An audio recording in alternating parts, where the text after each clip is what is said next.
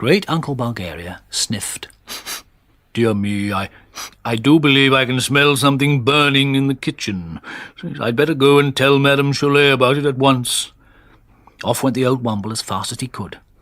The moment he opened the kitchen door, his eyes began watering because the room was hazy with smoke, which was billowing out of an enormous saucepan. That was bad enough, but worse was to come, for there, with her head on a pile of cookery books, was Madame Cholet, fast asleep at the kitchen table. Great-uncle Bulgaria took the burning saucepan off the stove, and then, very gently, so as not to alarm her, Great-uncle Bulgaria tapped Madame Cholet on the shoulder. She woke up slowly, blinked, and then jumped to her feet looking very upset. "Oh dear Lord, what has happened?" asked Madame Cholet. "Oh, my best saucepan is ruined. It is all my fault. Oh dear." "No, don't distress yourself, my good Womble," said Great-uncle Bulgaria. "Tobermory will probably be able to make it as good as new, and anyway, what does a saucepan matter? It's you I'm worried about. You've been overworking." "That is true," said Madame Cholet, "but there is so much to do. At this time of the year there is the bottling and drying and pickling and jam-making to be done. One has to plan ahead for the winter months, yes?" "Well, yes, of course, yes, you're perfectly right, Madame Cholet, yes.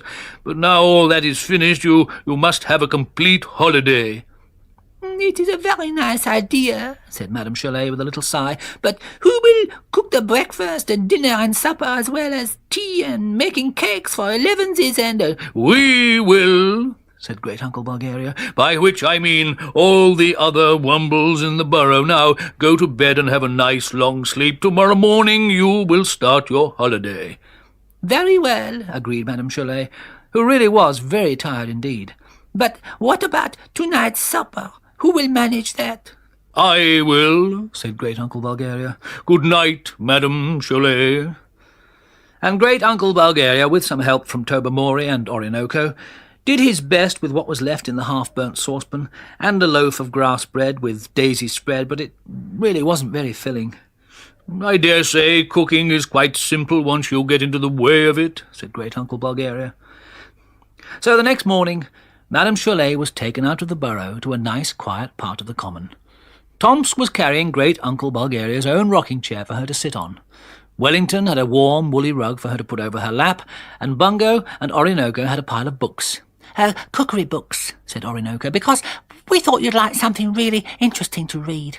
"How very kind," said Madame Cholet. "How truly delightful. Merci."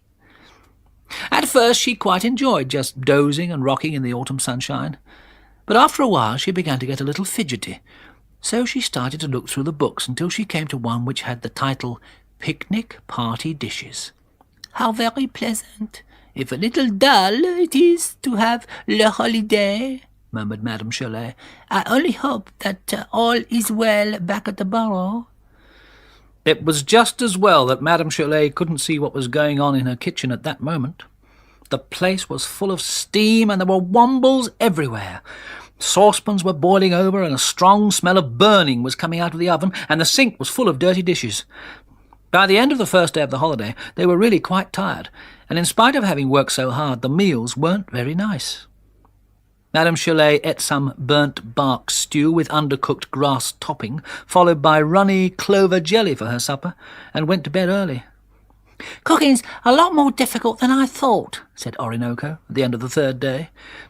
Everybody in the borough was doing their best, but somehow cooking 4 good meals a day seemed to get harder and harder, while the food got duller and duller, and the Wombles themselves actually got thinner. Even Orinoco lost weight. "I do hope Madame Cholet's almost finished her holiday," he said to Tomsk. "It seems to have gone on for a very long time." Well, as it happened, Madame Cholet was feeling very much the same as Orinoco.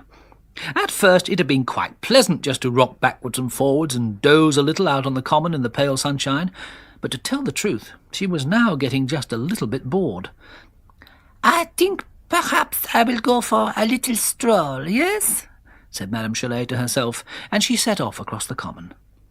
Suddenly she saw a pile of acorns, which a squirrel had hidden away for the winter and then forgotten. Squirrels have very bad memories. "Tiens, alors, what a waste," said Madame Cholet, and she picked up all the acorns and put them into her apron pocket. And what was this? Dozens and dozens of lovely, fresh, dew-covered blackberries at the back of a bush. Oh, said Madame Cholet to herself, tomorrow I will fetch a tidy bag from the burrow and pick those berries which someone has missed. The next morning, while she was picking the blackberries, she noticed something even more delicious.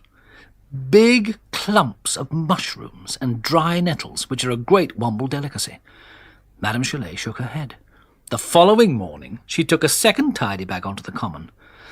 After she'd finished picking every mushroom and nettle in sight, she just happened to see a large patch of moss and some really mouth-watering bark that had peeled off the trees. "Oh, how can one waste that?" said Madame Cholet. "But then how can one cook it when one has no oven? Ah, one moment. I will return to that book of picnic party dishes. A good cook is always looking for new ideas after all." And off went Madame Cholet, humming to herself, and as happy and as rested as she could be, because she was starting to have a very good idea indeed. It was on the very next morning that Great Uncle Bulgaria found an invitation card on his desk. It read, "Madame Cholet invites the Wombles of Wimbledon to a picnic party today at 1 p.m. exactly." Well, you can be quite certain that everybody was there at 1 o'clock. In fact, Orinoco was 5 minutes ahead of time, for there, spread out on the grass, were leaf plates piled high with all kinds of delicious food, such as dew-covered blackberries, peeled acorns, tossed green salad with chopped bracken, moss paste on bark, mixed nettles and mushrooms, and a great deal more. It was a really beautiful sight. And rocking away in her chair was Madame Cholet, with her little round eyes twinkling. "My dear good Womble," said Great Uncle Bulgaria, "what a splendid feast! But I thought you were supposed to be having a holiday." "I have had a holiday," said Madame Cholet, "and very nice it was too, but after a little bit I wanted to start cooking again. As you had very kindly taken charge of my kitchen, I decided to produce a picnic out here on the common." She stopped and smiled. "I hope everyone will like it. So please, will you sit down and start eating?" "Oh, rather," said Orinoco. "I say, Madame Cholet, will you come back to the burrow very, very soon, please? We missed you quite a lot." "Well, of course I will," said Madame Cholet. "I have missed all of you. However, cooking is quite hard work, which you have discovered for yourself, so it would be very nice if I could have some help with the washing up. Yes?" "Yes," said everybody, even Great Uncle Bulgaria. "Bien," said Madame Cholet, "and welcome to my picnic party. Now please start eating a few acorns, some moss paste, and perhaps a little salad, Great Uncle Bulgaria." "Rather, I mean, yes, please, Madame Cholet," said Great Uncle Bulgaria. "What a splendid party this is." And it was.